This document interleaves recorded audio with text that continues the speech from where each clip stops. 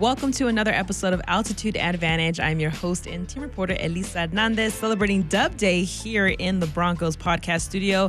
And because we had such a spectacular comeback win that was really special, we had to have a special guest here in the podcast studio. And it's no one other than the smiling assassin himself. Steve Atwater is in the building. Woo! Let's go! Yeah, I love the fanfare. What's going on, Lisa? What's up, Steve? As we know, the Broncos knocked off the undefeated Eagles on Sunday. It was a fun matchup going into it, and I think the game itself really played out in a way that not a lot of people saw coming. When I had talked to Jonathan Cooper prior to Week 5, he said that winning against the Eagles would be a statement win to let the league know that we are a team to be reckoned with. So, Broncos country, we're going to break down this matchup. We're going to talk about so many things. But, Steve, I have to get your reaction to this game and just your thoughts. I mean, now, after Week 5, there are no more undefeated teams. No more undefeated teams. Both the Bills and the Eagles had to take the L this week. And I'm so proud of the guys. They went out there. They played hard. They've been preparing for this moment. And for them to come through the way they did, it was a beautiful thing. And it looked bleak there at halftime and, going into the third quarter there. But once the middle of the fourth quarter came, I think everybody had a little bit more hope, and they were able to make it happen. And, that's what you got to do. You got to be able to win the close games. You got to be able to beat the good teams and play good football in clutch situations, and they were able to do that. It's one thing when the guys say, we have to learn how to finish a game. This is how you finish a game. We're going to talk about the two-point conversion, all that stuff. But when you watch the way that this team just battled back, it was a tale of two halves, if we're being honest. And the way that Bo Nix was able to rally in the fourth, I mean, just how impressed were you with the fact that they did not flinch in this game? This is the Super Bowl defending champions. Yeah. You're going into their house. Yeah. We know that they're a very complete football team, and this Broncos team showed no fear, and they didn't flinch in this one. Yeah, and you imagine that there has to be, a little bit of doubt just, going up against the defending world champions and, like I said, going into their backyard and knowing that you've had some close games and that, you haven't played your best ball yet. There may have been some doubts with some of the guys, but, man, when that fourth quarter came, they showed that they can play in the clutch, that they had ice in their veins because that was a good football team, and we were able to come out victorious, and everyone has to feel proud about that. Yeah, they lead Philly with a win for the first time since 1986. Yeah, 'cause I remember we went up there. We didn't get the dub back in the day. So. They did it for you, Steve. They did it for you, Steve. We appreciate it. Let's do it. Yeah, they snapped the Eagles' 10-game win streak. I believe they had 12 wins at home or something like that. Crazy, but they had a huge win streak because they play very well at home. And as you mentioned, they trailed 17-3 with 13 minutes left, and they hadn't obviously trailed all season in the fourth quarter. When you look at this win, what kind of statement does this win make? Well, I think it for one, it gives the team confidence that, hey, if we're behind in the fourth quarter, we've beaten the world champion, so we can come back. We can kind of be in a bind and still find a way to win. And it also gives the guys confidence that they can play against great teams and not necessarily play their best ball and still be in it in the end. And I think that's, a lot of games are going to be like that where, it's not necessarily going to be dominant, but it's going to be a little bit of back and forth. But the person who comes out victorious at the end is the only thing that counts. It doesn't matter if you win by 1 point.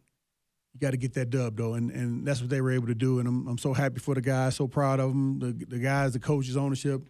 It was a big win. Yeah, head coach Sean Payton passed Bill Parcells on the all-time winning list, gets a game ball after the game. Coach? No, I'm telling you, I was looking at it, and I thought he got a little bit emotional there just because I know how deep his bond is with Coach Parcells, and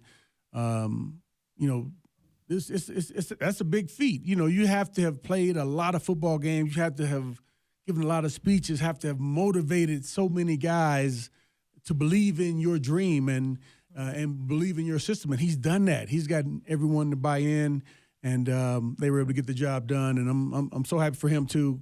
he's a great guy, great coach, one of the greatest coaches in this game right now, and I'm super happy for him. I feel like some of the guys may have known or not known that that was an accomplishment they were going to have by getting this win. But this is such a signature win for this team. I think with the way that, as you mentioned, head coach Sean Payton has come in, changed the culture completely. I mean, when you look back, I mean, just to the first early podcast that we were doing, last season when I first got here, me and Eric were kind of like, we're trying to figure it out. What quarterback, what's it going to look like? Now you're fast forwarding less than 2 years later, and you get a huge statement win. You have your quarterback, you have your offensive pieces, but the way that this win to me feels, it's a statement that Sean Payton is creating a new era here in Denver, and it's exciting to watch because when you look at the way this team just goes into it, I think he mentioned what he mentioned. I think one of his speeches, what are you scared of? And it's like this team is not scared of anyone. Yeah, is that fair? And they shouldn't be because we have a bunch of talent on this football team. We got a bunch of young talent, and we got some veteran talent on this team, but it hasn't been put together until now. They haven't come together and been able to really say, man, we've beaten. Well, last year we beat some good football teams last year too. But there was a narrative. It's fair. There was a narrative that the Broncos couldn't beat the playoff teams and things like that. Not from us. Right. We always have the faith. But there was a narrative out there, and there's one thing that I know about Bo Nix is he is going to shut down any narrative. Oh, we haven't won in Vegas? We're going to do that. Oh, we haven't swept the Raiders yet? We're going to do that. So he's been very adamant of just going out there and playing his best, and you see it play out. Yeah, and I'm so proud of him because there are so many naysayers. Everybody's happy when things are going good, but when you have a little hiccup or things aren't going as well for a game or two, then some of the haters come out. So I love that he was able to withstand all that and show everybody that I'm for real. I'm the real deal. And he played well. He's still just a great leader. He's steady, and he has that passion to win. I think that in order to win, you got to have a quarterback who has that belief, who has the skills, and who has those leadership qualities that he has. And I think you also need a head coach that's going to trust you to do that. I mean, we know the struggles that he had early on, but in his press conferences, he said, head coach Sean Payton has continued to tell me, just throw the ball, don't be scared of it. Whatever happens. We'll kind of deal with that when it comes, but you cannot be afraid to go for the pass. You can't be afraid to run or do all these things. And I think this is a statement win for this team. Obviously, they improved to 3-2 on the season. They have yet to lose, after losing back-to-back. They've gone on to win 2 in a row. But I feel like it's a statement win not only for this team, but for kind of individuals on this team, right? Like you mentioned, it's a statement for Bo to say he's the real deal. It's a statement for this defense to say we are as good as we think we are and as we know we are. It's a statement for head coach Sean Payton of this is what we're doing here. It's a statement for ownership that everyone to just say we told y'all we were coming and now we're here. And again, getting that win in Philly, I thought was really huge. Yeah. And you like to see that the guys that you expected to play well and you needed to play well, they play well. Nick Bonito continued to do his thing, 7 sacks on the season, leading the NFL. I love to see that. Yeah. Bo Nix, like we said, did his thing. Cortland Sutton showed up. J.K. Dobbins showed up.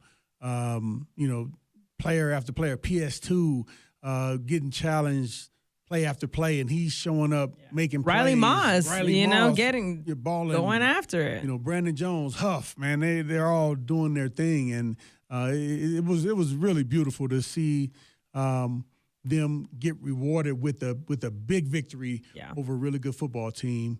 And they deserve it. They've been putting in the work. They deserve it. And this is coming off a short week. Let's sprinkle that up into the mix because I think playing on a short week, coming off of Monday Night Football, you had a very well-rounded performance, and then you continue to take that momentum on into and week 5. It could have been easy for people to say, "Oh yeah, well we had a Monday night game, so 1,000%, yeah, right." No excuses. Take the excuses away. Go out there, play your best ball, and they did that. Well, going into this matchup, DJ Jones had mentioned that, they got some guys, but we got some guys too. So we're going to talk about some of those guys. We're going to start on the defensive side, obviously, because you're the special guest. I'm a defensive girly. It is what it is. When you look at this defensive performance, one thing that Bo Nix said after the game was he gave all his credit to his defense. You know, they're interviewing him. They're like, yeah, you and your he was like, the defense kept giving us the ball back. The defense kept giving us the ball back. The defense kept giving us the ball back. When you look at what they did, they had 6 sacks on Jalen Hurts. You mentioned Nick Bonito. He had 2.5 sacks on the game. And even Jahdae Barron on third down had a huge play with 9 seconds left on that third down. And I was impressed to see him. I mean, that's a big stage for a rookie as well. So overall, let's start with the overall takeaways from this defense performance, the way they got after Jalen Hurts. What'd you see there? Yeah, well, everybody did a great job of keeping their rush lanes, of containing, because we know Jalen Hurts can run, and you're not going to keep him from running. You're not going to stop him to 0 yards. Mm-hmm. But we contained him and did a great job again of keeping him in the pocket, also defending the pass. He's a very accurate passer too. Yeah. Riley Moss, man, you got to give him his props. Mm-hmm. He was all over Devontae and also Devontae Smith, and also PS2. Man, he had a big task there with AJ Brown, mm-hmm. and he came through. And AJ Brown's a huge receiver, fast, big, strong, fast. Most guys don't want to face those kind of receivers, but PS2 stepped into the challenge and held it down. And so proud of those guys. It was just a great defensive performance all the way around. Like I say, Jahdae Barron, I love seeing him getting some action. I love that he wasn't thrown into the fire. Sometimes when you have a first-round player, they have to be thrown into the fire when they're not necessarily ready. And knowing that Jaquan McMillan has played so well, you can't just put him in, right? I mean, because Jaquan, he earned that spot, and he's a great player as well. So I love the depth that we have at that position, mm-hmm. and I'm sure that Jahdae will continue to develop. When you look at just the possessions of this, like I'm just going to go down. First of all, I think the tone was set early because all season this defense had been preaching about not giving up a score on the first drive. They'd done that the first 4 weeks. This time they didn't. They stalled the Eagles out. They got a punt. When you just look at what the Broncos defense did, it was a punt, field goal, touchdown, punt. That was the end of the first half. And we'll go into the second half in a bit. But when you look at that first half and the way that they were able to really get after Philly, I asked Coop about this because the way that Nick and him are able to get off the line so quickly is just, it's, as people say, it's cinema. Yeah. Because their speed is just unmatched. And he gave all the credit to Nick. He mentioned that Nick is one of the smartest players that he knows, that sometimes he thinks that people take, not here, but outside people take his football intelligence for granted. I mean, the way that he's just able to attack you, how impressed have you been with this defensive line? And the way, again, the Eagles' offensive line is huge. And we know the playmakers that they have on there, but the way that they were able to get after Jalen Hurts to make him uncomfortable was pretty impressive. Yeah, and 6 sacks on the day. Yeah. I mean, that's unheard of. And, you got to have guys not only on the edge, but in the middle, John Franklin Myers and DJ Jones, Zach Allen, Eni Uwazurike, all those guys putting pressure up the middle to make it a little bit easier for those guys on the edge. But you can't take away from the edge guys either, because without that bend, without that speed, without that ability to contain the quarterback and the run, it all falls apart. So all those guys really did a fantastic job, and it's just on to the next one. That's the unfortunate thing about it. You can't celebrate these victories too long because you got another one coming up. We got to do it again next week. But definitely kudos to them because they all showed up and played well when they needed to in a big game. Looking at the second half now, that we had that touchdown, Saquon Barkley's 47-yard catch and run. I know. I mean, but when you look at the numbers, he was contained up to that point. He was contained. And realistically, after that happened, it was a punt, end of the game. The Eagles did not score after that initial touchdown coming out of the half. And I think that was the moment that Bo was talking about, where he was like, the defense kept giving us the ball back. And they kept giving us the ball back in a way where it's like, it was constant opportunities to do something. The way that that kind of puts a little bit of pressure on the offense too, because I know as a defense, we felt like, man, break it down, Steve. You know, the offense, they're scoring. We can't stop. You know, sometimes when you're on the field, you can't stop an offense, and so you need relying on your offense, and then your offense goes down and score tit for tat, and you feel like, man, we gotta do our part. And I think the offense may have felt a little bit of that, and man, they came through and ended up playing that complementary football where, hey, offense is putting points on the board, defense is stopping them, special teams is doing their thing, and that's that being on the same page that you need to be a great football team. Well, they definitely fire each other up. I feel like that was a big part of it. They feed off of the intensity when you see the defense go out there and make plays. You see, these young guys, these veterans go out there and just play their heart out. One of my favorites was just Huff, especially the last play of the game, because it's the Hail Mary, right? And anything can happen. Anything can happen. And my favorite part was as everyone's bound for the ball, you just see Huff jump Air Jordan, trying to smack it out. It's just his intensity and what he brings to this team is just so fun to watch. And the ball fell very harmlessly to the ground. It was great. I don't know if you saw this, but as he was falling to the ground, he fell on top of everybody. Yeah. It was the biggest smile on his face because they knew that they had won the game. I saw the big smile coming on their face just as, he was falling down. He's like, oh, yeah. I mean, because, again, this is such a huge win, again, for this team, but for this defense to admit it. I mean, the fact that you kept the Eagles out of the end zone after that initial touchdown after the first half, and then your offense is able to come back and score 2 touchdowns, which is huge, 18 unanswered points by them. And we're going to jump to the offense right now because the defense did their thing, but it's all about complementary football, as you said. So when you look at what this offense was able to do in the second half, what impressed you the most? I mean, 18 unanswered points against the Super Bowl defending champions on the road. I cannot stress that enough because if people are going to stress certain things when the Broncos lose, we have to stress the same things when the Broncos win. Yeah. Well, one thing, I love the run game got going. J.K. Dobbins, man, that guy.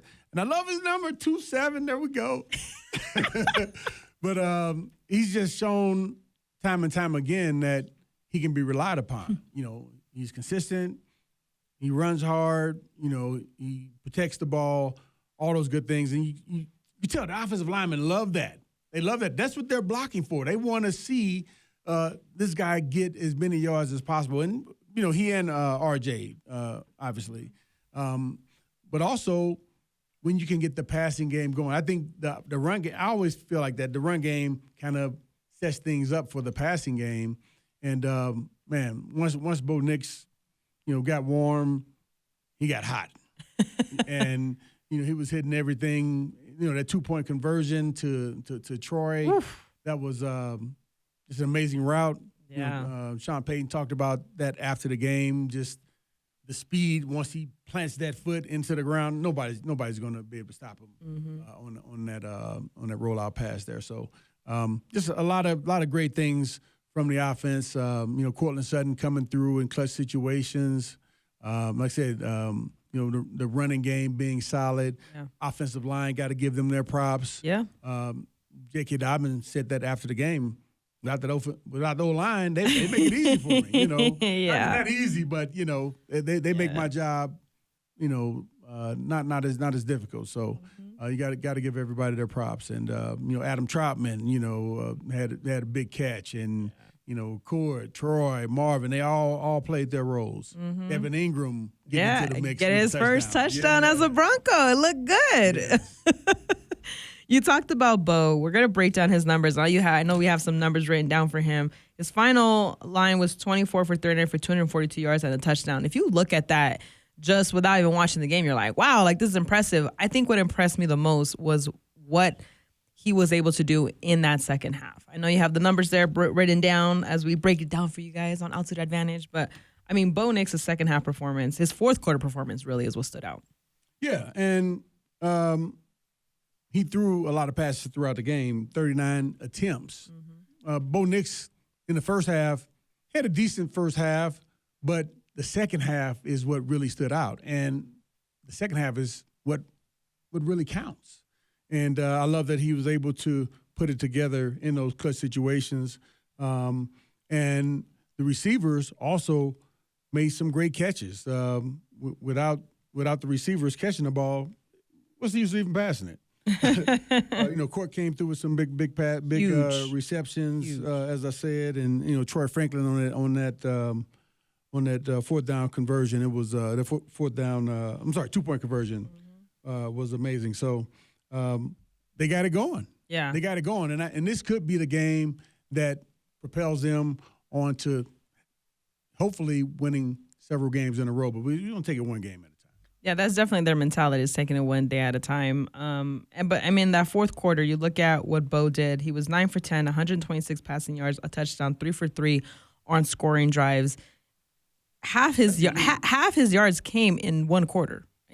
For his final stat. I mean, just the way that he was able to distribute the ball, he was hitting different receivers. And you mentioned this on Broncos HQ, which if you haven't seen Broncos HQ, it's our new preview show with me and Steve. But you had mentioned the fact of the way that Bo was able to spread the ball around, the way that it helps this offense because the defense doesn't know it's not just this guy. Yeah. He doesn't just always go to Court. It's like he spreads the ball around. And yes, Court is Mr. Reliable in terms of he knows that if it's a crucial third down, he can throw it to Court. It doesn't matter who's covering Court, he's going to catch that ball. But just the way that he was able to orchestrate that fourth quarter to drive this game in terms of getting Evan Ingram in the end zone and then that 2-point conversion. I was nervous. This is why I'm not a coach. That's why I don't play football, because I was like, oh my God, I'm watching and I'm just like, I cannot not watch this. But you picked Troy Franklin for your dark horse on Broncos HQ, and he came up with probably the biggest play of the game because you don't know what's going to happen in the final minutes. And for them to go up by 1 instead of just going for the tie, I mean, that was huge. It was huge. And do you know how much pressure that is on Bo Nix to throw an accurate pass there? Yeah. Because the pressure is ridiculous coming at you. Yeah. And, he put it right on the money, and Troy, made it look like, hey, I've done this 1,000 times. And it was beautiful. And I love to see when quarterbacks are able to just calm down and relax in the most crucial moments and make those big plays. And he did that right there. Yeah, Will Lutz also went into the game two huge field goals for him, which is really good to see. As you mentioned, Evan Ingram had his first touchdown as a Bronco. He ended up with 4 receptions, 33 yards. Cortland Sutton get involved too. We've been expecting it. Everybody's been wanting to see him get involved, and I know he wasn't active last week, but being active again and able to get into the end zone, that was a big time, the go-ahead score there. No, the go-ahead score was definitely one that, as you talking about Huff's smiling face. Ingram's smiling face was something else too. But just when you look up and down this offense, again, you got Troy, you got Evan, you got Corey, you have JK, you have Adam Troutman, you have RJ Harvey getting in the mix. I mean, the weapons on this offense are very impressive. And when you go back to that Monday night and the way that they were all talking about each other, we're all clicking. This is the next step for us to play a well-rounded football game. And I remember J.K. Dobbins telling me, we're going to get better. This is not our best. Everyone's saying, this was amazing. This is not our best. And I think, to me, what really tells the character of this team is how they're going to battle back in these situations. And identity has been a big part of what this team has talked about the last few weeks. I think you're really close to figuring out what your identity is when you can be down going into the fourth quarter trailing and you go on to score 18 unanswered points against a strong defense. You're able to reward your defense sustaining long drives on the field, and you're able to come out with a huge win on the road before heading off to London. And I feel like that was probably one of the biggest impressions I had from this one. Yeah, and again, it comes down to complimentary football. Yeah. It sounds so easy, but it's true. It's easier said than done sometimes. Easier said than done, because sometimes some games is going to be, hey, one side is playing better than the other side. If the offense, you just got to keep putting up points because the defense can't stop them. Yeah. And sometimes defense, you got to stop them time and time and time again because the offense can't get it going.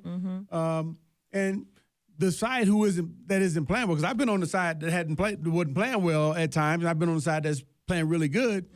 But the side that's not playing well, it feels bad. You feel like you're not pulling your weight, but it's just the situation in this one game that, hey, you meant to do more than we did this game. And, fortunately, they were able to put it together, both sides, and play strongly. And both sides came out feeling good at the end of the game that, hey, we both did our parts. Yeah. You mentioned it on Broncos HQ. Like, this team needs to have the confidence to go into their house and know that they can get that win. And the fact that they did it, it says volumes to what this team is capable of. I think it says volumes to what this offense is capable of, what this defense is capable of, especially when they're firing on all cylinders. Total net yards for this game was 358. Time of possession, Broncos won that by over 10 minutes, almost 34 minutes to. That's a huge factor in winning a football game is possessing the ball, controlling, making them play to you.